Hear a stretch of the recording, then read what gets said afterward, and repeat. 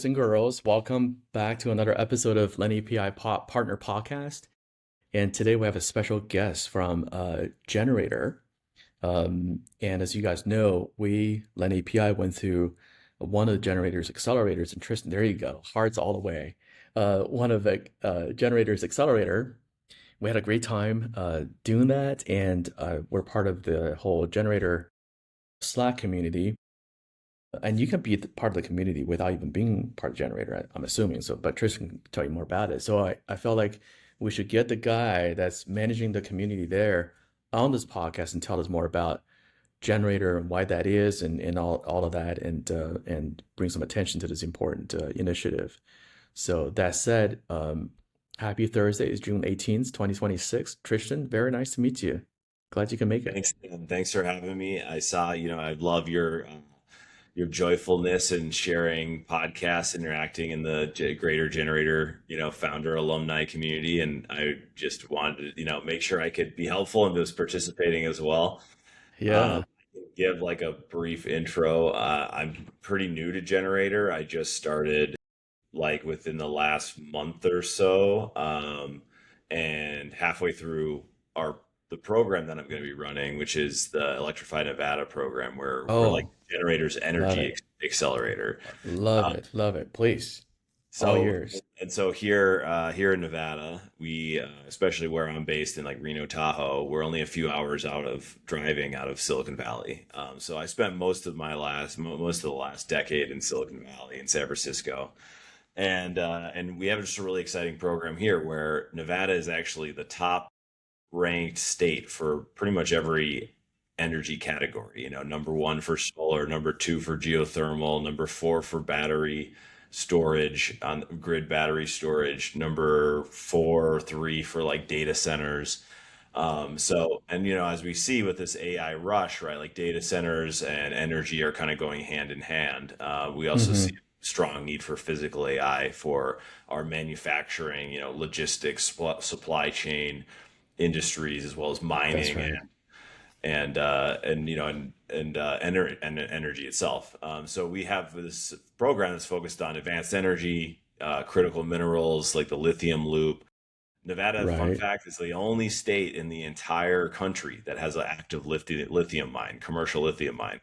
And we're about to open up 2 more, and we have the full cycle where, going from mining to recycling in state, plus the Tesla Gigafactory making the batteries here, Dragonfly Energy. We have all these battery companies.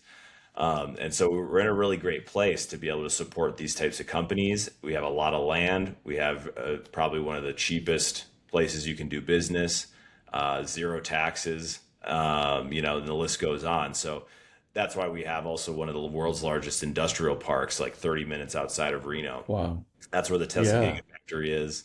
It's larger than the city of Detroit. And that's crazy. It's got, all these major players out there, Switch, data centers, Vantage, Microsoft, Google, Apple all have data centers out there. OpenAI is looking at that area. It's really, and that's where also Redwood and all like the battery manufacturers and also some of the distribution companies are based out there. We have a big Amazon distribution hub that is now, I think, partnering with Fervo Energy to run completely on geothermal. A lot of the data centers out here are run on geothermal or clean energy. We have, I think 30-40% of the state is run on renewables.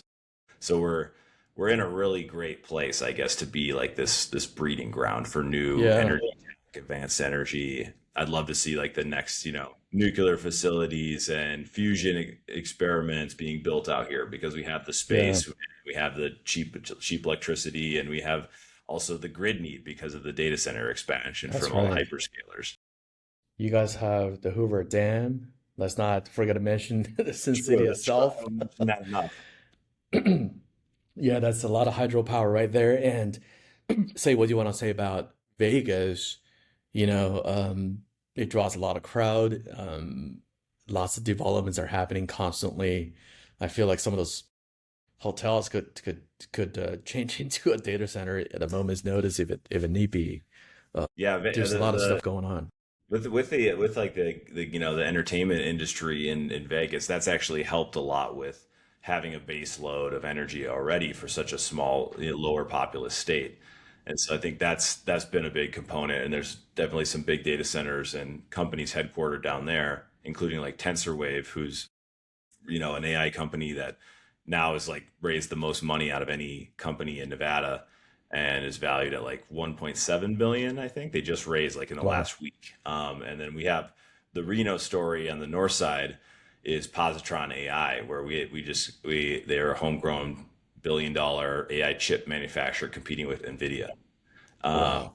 and That's yes, great. and we just and like even like a month ago we had Ampersand, just AI energy. They brought their they started a $15 million manufacturing facility in Reno. I love it. But they're traditionally more of a Silicon Valley company. So I think we're going to see a lot more of these stories. Yeah. Even you have Andreessen Horowitz, right? Like A16Z saying reincorporate in Nevada instead of Delaware because Yeah. it's just more it's just the benefits are better in Nevada. Yeah. Yeah. The corporate tax and personal tax and all that stuff is beneficial. I remember Elon Musk getting on a podcast a few years ago, encouraging entrepreneurs to get into this business. And I think the only thing he said that I remembered was get into lithium mining. If Yeah, there's any guys want to get into that startup world, makes billions and millions of dollars, get into lithium mining. he And loves then you the mentioned hard that, stuff, right? yeah, right. AI is taking care of a lot of the software space, but I don't think it's going to take care of lithium mining anytime soon. But you mentioned that Nevada has the only one active mining facility in the United States. Who's doing it? How big is the operation? Are they expanding? And you mentioned that there's a couple more coming online that's going to do end to end from mining all the way to recycling. Those are all, I want to say, existential stuff that our country should be doing that reduces Yeah. reliances on third parties and other sort of logistics supply chain that might choke us up.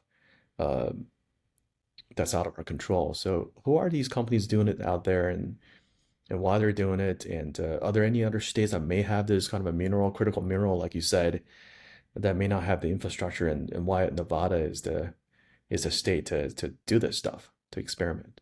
Yeah. Well, let me start with, well, one, I guess Elon, I think even now I can't even remember which one of his, 20 companies he reincorporated in Nevada, but Right. he's done that too. In addition to building the Tesla Gigafactory out here, where it's focused on the lithium ion batteries for Tesla, but in partnership with Panasonic. And, you know, there's 7 stages to the lithium loop. And so, you know, you start right with extraction and you end with like recycling, bringing it back. In the middle is building the batteries.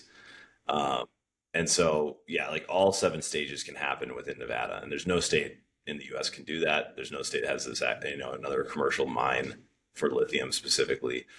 And there's a couple other mines that are opening in like the next few years. One's called Thacker Pass, where it's probably one of the biggest reserves in the world. And so right now we less than 1% of the lithium produced in the world is from the US. So we're definitely heavily reliant. It's less, there's obviously like we still rely on China for refinement and, but only 20% is coming from China. Actually, like, I think like over half is Australia. And Oh, so okay. interesting, but still, I think all of these like the cheapest place to do refinement is you mine it and then you ship it to China. I got you. Right. And But we so can do it all here. And Nevada, I'm assuming, has regulatory bodies from certifying, giving a license to do this, to environmental governance and all that stuff. There's a whole ecosystem already built around this, right? That's what makes Nevada so attractive to this, because the regulations are already there. I'm assuming, right? The people that need to give you a stamp of approval to mine and extract and all that stuff is already there, whereas other states probably don't even know how to do this to begin yeah, with. yeah, exactly. I think right now, there is a lot of state and government and federal support for this to bring back, have more control over our supply chain onshore. And I think, yeah, Nevada, they're really excited to how can we like create, not just create like the lithium loop, but other loops in manufacturing where, we're known as this distribution and manufacturing hub, especially Right. around batteries. But like, how does that expand to other products that are using critical elements? Right.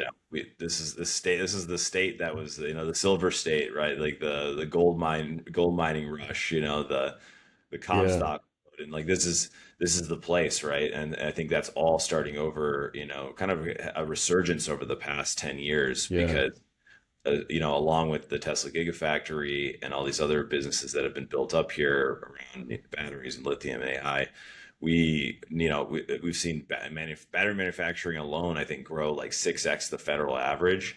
And like from like there were like 100 battery manufacturing jobs. This is just battery manufacturing like 10 years ago. And now there's like, I think the stat was like last year there's 14,200.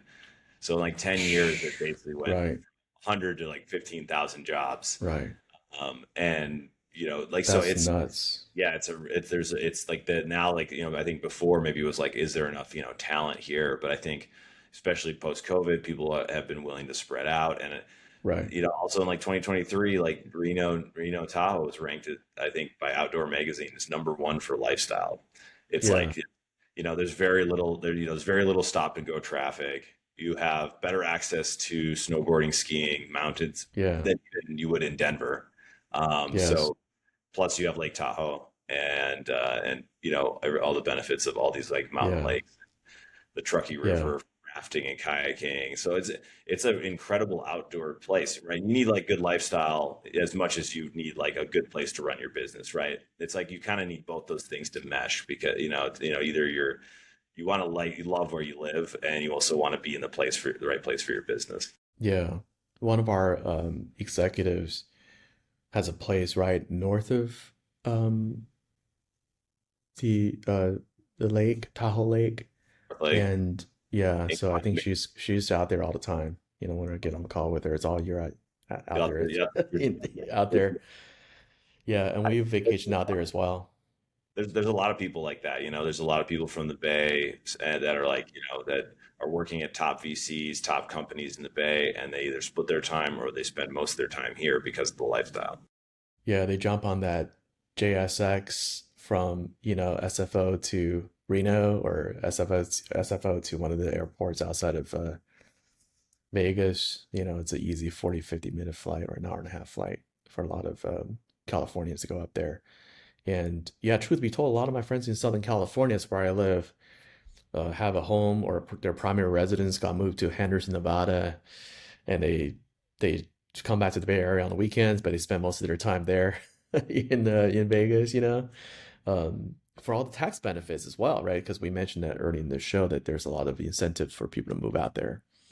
Um, but you also mentioned that there's a lot of semiconductor manufacturing going on over there right now in Nevada.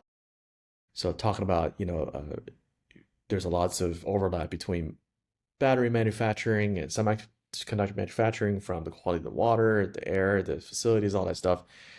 And there's a new company out there building GPUs or CPUs you mentioned earlier.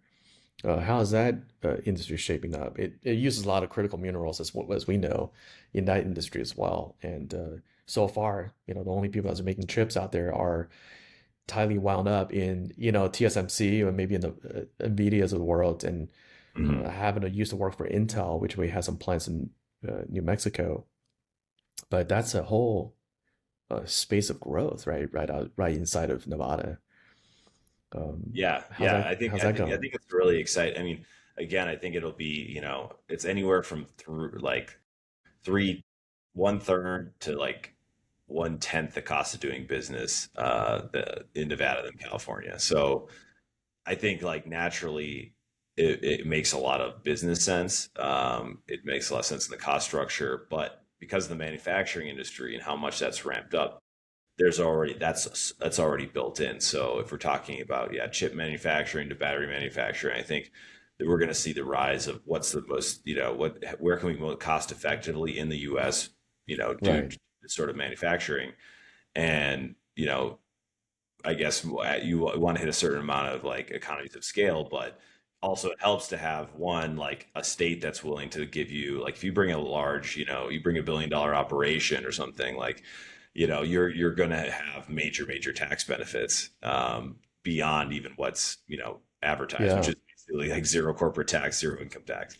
Yeah. Uh, And all that trickle down effect, if you bring something like Gigafactory, there's going to be another 100, 200 companies around that whole facility to support that company. Right? They can't do everything on their own. But cost of living is it's great in Nevada. How does it feel? I mean, it's a personal question. How does it feel raising a family out there? well, Um, I do have a 4-year old, and we yeah, moved out here when she was 3 months, and from Minnesota actually, because we're Minnesotans originally, but just then I had like a 3 days notice to go through a startup accelerator, and then I moved out to San Francisco, and that was kind of the rest is history. But we, like many people, and we spent a couple of years launching accelerator programs outside the U.S. for 500 startups, who I worked with in SF after I sold my last company, and then launched one in the winter in Moscow, in the summer in Saudi, and then came back. It was jeez, COVID, so I was back in Minnesota. But then once once like companies were kind of trying to figure out back to office and things like that, and they were kind of being more lenient. I think that's kind of switched now, where companies are wanting a lot more of the in person right? again. But we were like, well, we can live anywhere, we could. So we moved back out, to the West Coast, but we just kind of stopped here in Reno because we knew we have good, close friends here. We knew what a great Sure. like place it was for lifestyle. We also knew, if you're living in the Bay and you're having a baby, you probably better register for daycare about, a year before the baby's Yeah, born.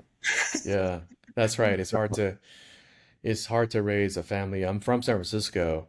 Okay, I was okay. joking with my friends, even the garbage cans they give you is not enough. It's like a it's like a cylinder. Oh yeah. It may be slightly bigger than a Starbucks venti cup. You Yep, can't raise yep, a yep. family on that kind of thing, right? It's difficult. But this how's the school system out there? That's something I'm still exploring. Actually, I was talking to Alpha School the other day, and they have a school opening in Vegas. They don't have one in Reno Tahoe yet. I was like, that could be interesting. Right. Um, but yeah, I think TBD on my front. I think she'll start kindergarten in fall 2027, and so I'm just kind of like now like, all right, like what does that look like, right? Because I think there's probably a mix here. There's a mix of schools that have like a strong like outdoor focus. They're like in the Right. woods, or like on top of like a hill, overlooking the Right. mountains. Like right now, her Yeah. daycare like has this beautiful view of the mountains. It's like It's it's great. it's hard to get a bad view in Reno. It's like it's such a small valley, and I think they'll that the cost of real estate, it will, has impacted this because it's very easy to find a house on a hill with a view of the mountains. Like it's good because Right. there's the foothills just surround the Reno Truckee river valley, Right. and then Yeah. plus you get all these deciduous trees in addition to all the pine trees that are coming from the Tahoe forest. Yeah. But yeah, I Yeah. don't. It's a good question. I mean, I've been like, okay, there's like these new schools that are like Alpha School, New School. Then there's like outdoor schools, and maybe there's like summer camps, and then there's like she's in kind of like a Montessori-esque kind of school Sure. now. Yeah. But I don't know. Yeah, it's TBD. I guess I have a lot more research to do as like a first time what I don't know what you call it, like s- Dad chaperone, mode. yeah, dad mode, parent, dealing with like the education system and like what exactly. I mean, I think I know what I want for her. I want her to have entrepreneurial skills, obviously, like just critical thinking, confidence, and her ability to like pave her own path. Right. And so figuring out, I guess, how that looks in like the school system today, yeah, it's interesting. I think there's a lot of people Yeah. that are like homeschooling because maybe they don't, they feel like they can do it better than like the public schools. I think maybe then I worry like, oh, do you have like socialization and like Yeah. learning from different types of teachers? And Alpha School is kind of interesting because they have like motivational speakers as teachers, and then they have like kind of an Okay. custom AI tutor like that's Right. customized like 2-3 hours of work around there, working with the Yeah. kids, and then you spend a lot of their time like teamwork and like Yeah. the critical thinking, problem solving, Yeah. entrepreneurship, like public speaking. And I'm like, yeah, that all that's great too. And it's like I feel like I'm like somewhere in the middle. It's like I want her to be outside. I also want her to like understand like the tools we have today. Yeah. And I also want her to like, have these like Yeah. be able to work with other humans well. Yeah. What a great time to be a kid. What a great time to be alive, as they say. And there's a lot of good homeschool programs. My kids are in school, but where they have homeschool, all the stuff you talked about, but the socialization, the PE classes are all taught in person. So there's like a mixture of both. There's lots of new programs out there. Um, and I'm sure those thousands of these newly created jobs in that area, their parents are thinking about the same thing. Probably puts a little bit of pressure on the education system there. And now there's a whole surge of people coming into the state with lots of expectations and money to spend, I guess, right? Yeah, to take care of their families and all that stuff. definitely new schools being built, and yeah, probably more New, new schools needed. yeah, yeah. Uh, is water of a concern? When I used to work in the semiconductor manufacturing space, those folks are saying, hey, the number one thing we ought to look for when we build a new plant is water, and the quality of water needs to be pristine. They usually build a big old water filtration system before any kind of manufacturing is to take place. I know certainly in southern Nevada, the Vegas area, water is a big concern. There's like a big old water authority that throw their weights around all the time. But what about in your neck of the woods or the state in general? Is getting water a concern? Certainly, you guys have the dam out there as well. But I feel like water is always as a topic of discussion there. Yeah, yeah, for sure. What's I going think on? so. I mean, Nevada is one of the drier states, and we do have, I don't, like you could fit the Empire State Building inside Lake Tahoe, but obviously you don't want to drain it. So Right. we Yeah. we have a lot of like, of like that mountain lakes and reservoirs. They feed into the Truckee River that goes through the city and all the way to Pyramid Lake and the Moody Reservation. And both, so there's a lot of like very large lakes, large reservoirs, but we still, yeah, need to be smart on water consumption. Yeah. And I think that, I think like that's where I've been really interested in, especially for our program is, new technologies, yeah, data centers or manufacturing that, are low water. And Right. there's some solutions out there now, which is like closed loop systems in water. There's uh, no water systems for data centers. But yeah, I think that's like I still think it's it's definitely still a concern locally, and there's still probably some things to solve and make Right. sure not only makes business sense, it's not increasing the operational cost too high, but that it also makes water sense and community sense because like Right. the reason why people do live here is because it is like a little Denver and a less Right. congested Denver, and we have the Truckee River, and it's like if we use up these natural resources in a way that's not smart, then we end up in a place that we lose that lifestyle. So Yeah. You you mentioned both. Truckee River 4 or 5 times on the show already. Um, I last time I was there, we did a bunch of fly fishing right there in the river. Nice. Took my I got 4 kids to two of my sons went with me. We stood right in the water, right in the in the Truckee River somewhere, and did a bunch of fly fishing with a local guide. And you're absolutely right. That natural resource, man, that's so precious. Um, I think anybody will hate to see anything happen to that. Just natural resource that just can't be replaced. But there's that river, or at least the segment that we were able to sort of tread through was beautiful. And you're absolutely right. There's no bad view anywhere around that area. It's just space. Beautiful You can country take out the there. river like from basically from Lake Tahoe, like all the way to like Pyramid Lake. I haven't done it yet, but I think it'd be kind of fun to do. And then there's a Yeah, rapid park in downtown Reno, so you can like hit all yeah, these like rapids, and and it's beautiful. And it's like very like underdeveloped in a lot of ways. Yeah, yeah. There were some rafting folks right on river. When we were doing a little flash fishing out there, and there's the train that goes along the river as well. It's like one of those picturesque kind of scenes, you know what I'm The true saying? West, we're still living that Yeah, cowboy yeah, lifestyle a little bit out yeah, here in yeah, northern Texas in their, yeah. extreme AC that they have on every building. Uh, so we, LendAPI, went through uh, Generator's Circle Fund Accelerator, which is more of a banking, lending, financial technology accelerator. And we were visiting a lot of banks. That's part of that whole program. And as part of that visit, we got the founders of Generator to show up in one of the bank visits, and I had a conversation with those guys. They had a whole grand vision about this whole generator and how this came to be.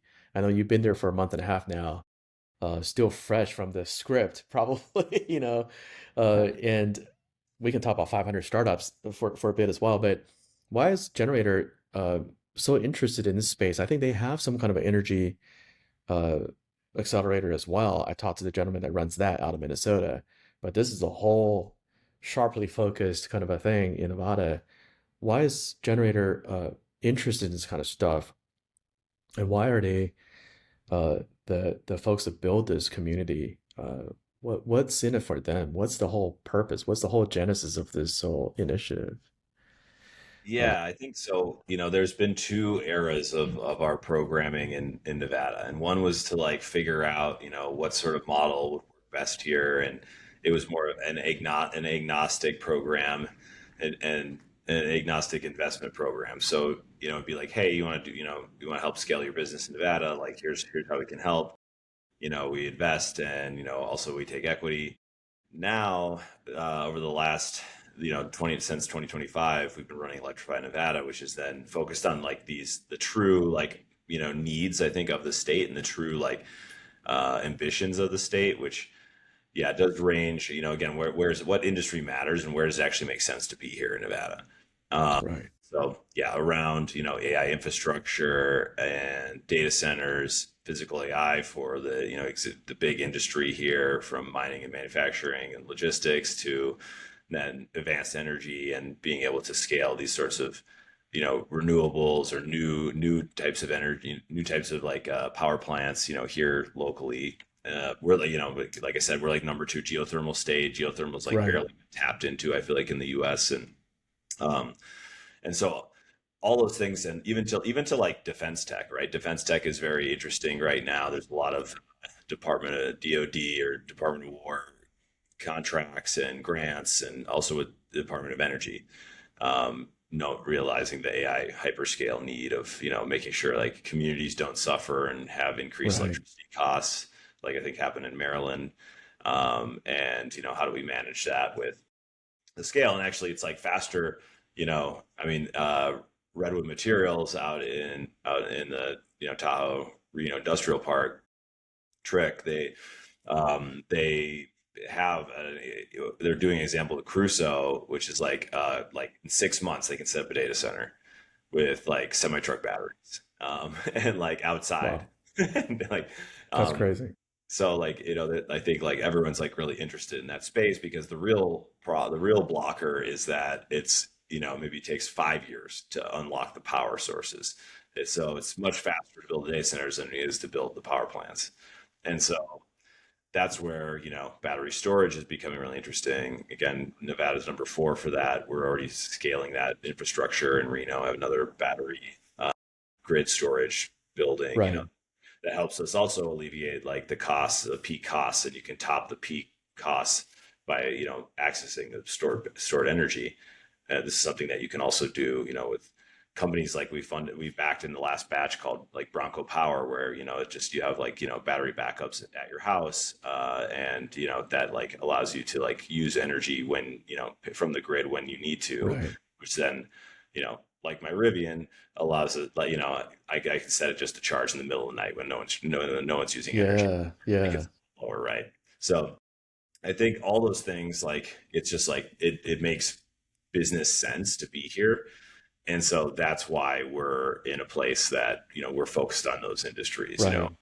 energy and the hyperscale AI Right. movement, and then powering those things, and then also trying to come up with new novel ways that like we can make industry better with physical AI, and making mining more effective, or like bringing like we did, like we had a company in the last batch, Drew from Echo Elements, that was looking at lithium extraction with less water, and like then they're commercializing that out of UNR, and now he actually was just there yesterday at the NCAR wet lab at UNR, where like they gave him space and he got a 400K grant through the Nevada Tech Hub. And so like that's, I guess there's examples of both those, where like Bronco Power's already sold like, I think close to 2,000 units of these battery backup systems. They work great for also like medical needs, where you can't let certain equipment go offline.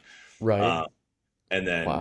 it's like, so we see that whole spectrum from very like pre-seed companies all the way up to like companies that are seed, Series A plus. Right. And Right. and the focus now is how do we get them into Nevada, in 7 weeks, open up all the doors, make all the interconnections, give them all the intel in 7 weeks versus like what would Right. probably take 7 months, or maybe they wouldn't even know about this opportunity.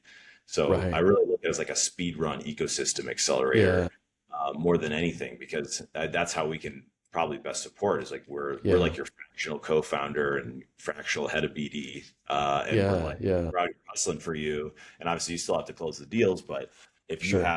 if there's a strong desire, like Ampersand, who opened up that manufacturing facility here and is looking at AI for AI power for data centers, things like that. Like they, we hopefully we can reach them before while they're making that decision, and like help them enter the state as quickly as Yeah. possible. Even at like Yes. they've raised 80 million, so like even at like a slightly later stage of the early stage, Yeah.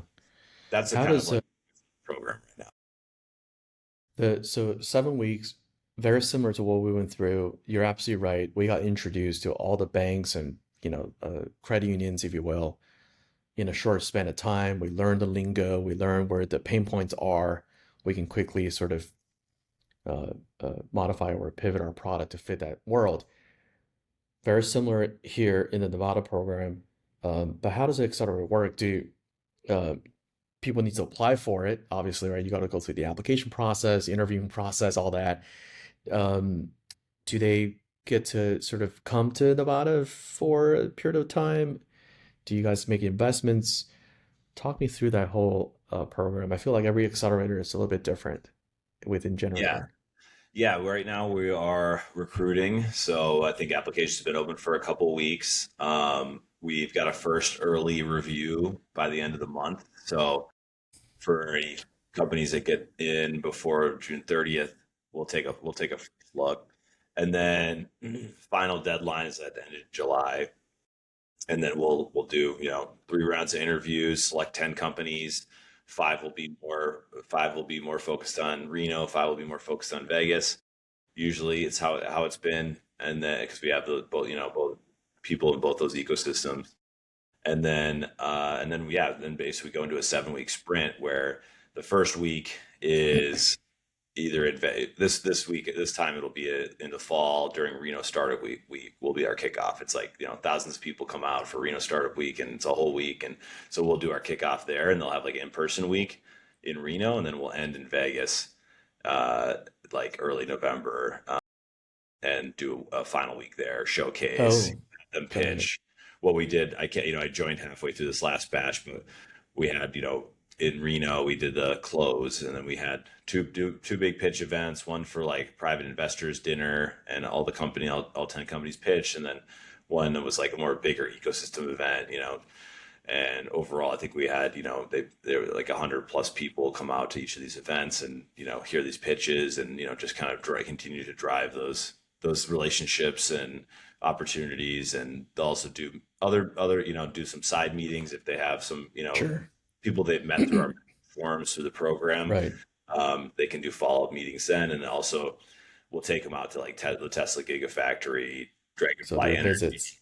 Right. Redwood Materials. So like, yeah, we go to all like the big players, and it's usually really interesting, exciting, because people are either working in critical minerals, or or batteries or lithium tech. And so like, it's great to see like these operations, how they work, and be able to ask Yeah. questions and like start to, be there on the ground, right? And see like how this is all happening here in Nevada, because I think it's still a story that's very much untold. Yeah. I think a lot of people realize, they think maybe if you think like what, where Tesla is at today, you think, oh, they moved from California to Austin, or, you think, you think Silicon Valley, or you think somewhere else, but you don't really realize just a few hours drive, in your autonomous Tesla, you're all of a sudden you're in, this magic land of like Lake Tahoe, and Yeah. just over the hump is like all this industry. Yeah. Yeah. Um, so the founders get to sort of come to Nevada for a couple of weeks, visit on site at these large companies that they probably, look up to. Is the hope just to get into the industry a little bit more, meet more mentors? You mentioned mentor swarm. Probably have to explain to the audience what that Okay. is. I went through that. Love to hear from you. And hopefully there's some business that could be done, right? I mean, they probably develop something that maybe Tesla could use or whoever else could use. But does Generator make an investment in the company to help them grow? Or I know there's private investor dinners and things like that to mix and match the founders and investors. Do you guys make investments as well into some kind of a round? Yeah. Yeah. Good questions. Well, one, yeah, I think the short answer is we're a non-investment program. So that's why I think we can have a wider spans of stage that could Right. fit, because we don't have to deal with the equity conversation and what stage the company is at. We will do the same go to market, Nevada go to market, like, and customize it to each company that comes through. So like, yeah, in Drew Echo Element's case, where he's like more grant level, he's, raising a grant, doing the research, getting access to UNR's wet lab, things like that like are really important to kind of get him from like Right. 0 to 1. We Right. also have companies that are like going from like 1 to 2, where we've built a company, we've already done all this stuff. Now we want to create an entity, set up manufacturing, things like that in Right. Reno, and now this is like our chance to do so. And Right. then, so I right now those 7 weeks, I think our hope is to really focus them on the go to market. Got it. Start out with, what do we, what are you doing, what are you not doing in terms of sales, BD, marketing, Right. growth. Move into deck pitching, investor introductions, then the showcase at the end. Right. Right. And it's a fast program, right? It's 7 weeks, so it's not one side of it's not a huge like time constraint, but two, it gives us like enough time to like do open up these doors and make Yeah. sure they know what's up. And like one of the unique assets is we have a state-run VC called Battleboard Ventures, and they will match. They have some stipulations, but they'll match uh, your lead investor. So if you get a lead investor, then you can always, and you're operating in Nevada, you can then, come back to these guys too, and you like instantly have doubled the amount of money you've raised. Wow. Um, um, it's I forgot what I was going to ask. The application deadline is end of July, so we got 4 weeks left. What makes an application stand out? So when it gets in front of the committee or you, what do you look for? Yeah. Oh, there we go. My video Yeah. dropped for a second.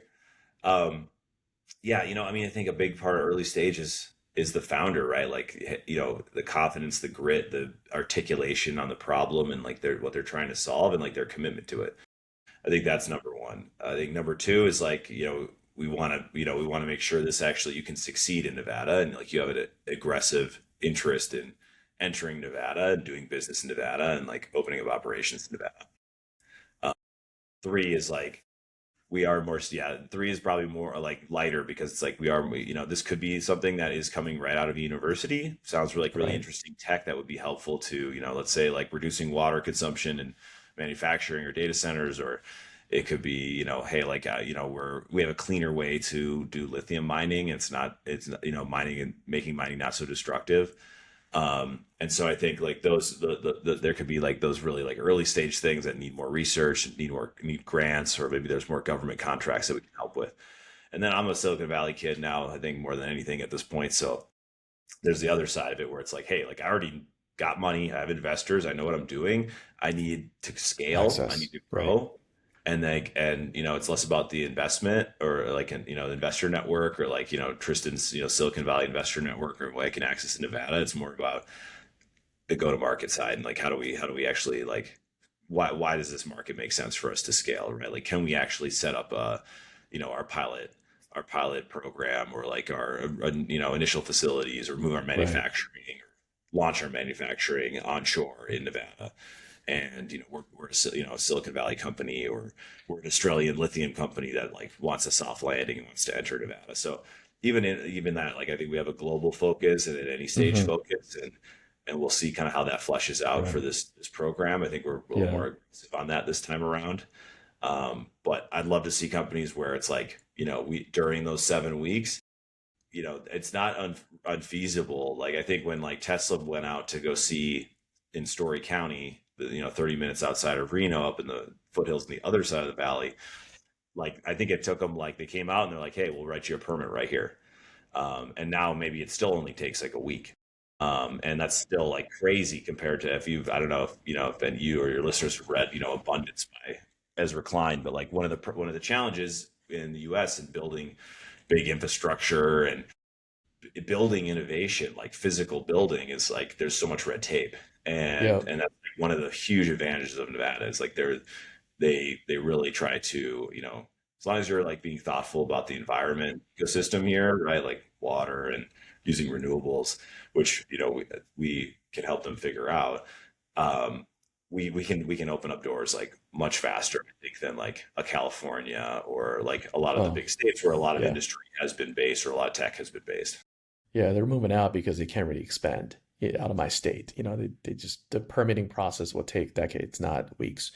Um, in my world, I think all my friends are basically software, some kind of a product based uh, programmers, engineers, if, in that sense.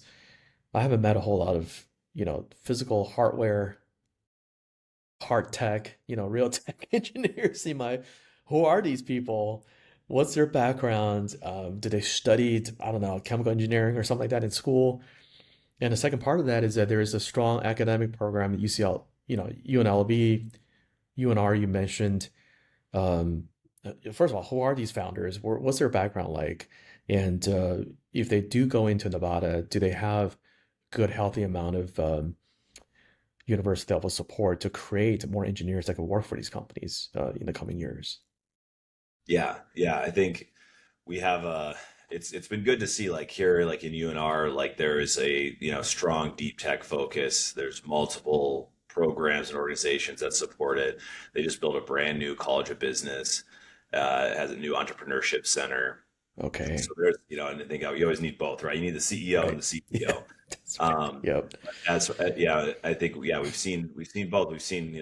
Uh, we've seen UNLV students that help start the VC at the college come out and like commercialize Desert Research Institute technology from this last batch, and then Drew from Echo Elements, who I mentioned before, he actually had like come out here before, went through another generator program, was like commercializing some early tech, and then now he came back. He went through YC with that company, started a new company, and then worked with UNR to commercialize some of this lithium tech. And now he's I just read him yesterday. He was like starting to set up the lab at UNR, and that's they're not charging him for that. Like he was able Amazing. to get this grant, get free access to for a period of time to like work on what's going to take to like prove the efficacy of this technology that Amazing. UNR researchers had originally done. So I think, yeah, deep tech and hard tech is very in right now. Physical AI and like how do we take AI and apply it to like these, how do we pull data sources from the world, from the earth, from the Right. from manufacturing, from mining, right? Like Yeah. when we pull that data and like optimize the operation in a way that like we've never done before. And so I think, Fascinating. so deep tech is just, again, it's like the fear of VCs is that now in the AI native world, everything's been reinvented and like, Yeah.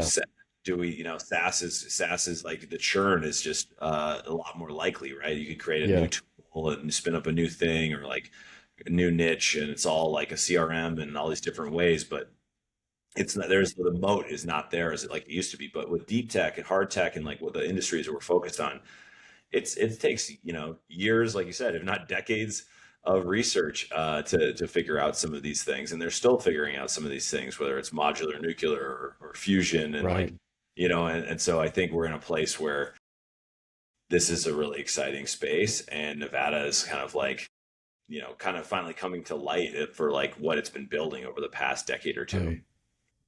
Fascinating. We're running out of time. Tristan, thank you so much for jumping on. Next time, I want you to come back and talk about data centers in space, some of the nuclear technology that's being talked about. I think Bill Gates mentioned that he wants to, put investments into some micro nuclear sites or something like that to produce cleaner energy and all that stuff. Hopefully, Nevada will take a lead in that space as well. But again, thanks for coming on. Tristan, I'd love to have you come back. Much success with Generator. We had a great time with Generator ourselves to a different program. We're going to pull all the programming notes in here. Again, the deadline is end of July. Nevada, energy, technology, critical minerals, deep tech. I love that space. I wish I could have stuck with my manufacturing, semiconductoring career, but I'm doing what I'm doing now. So next lifetime. But appreciate you coming on the podcast. I really learned a lot from this conversation.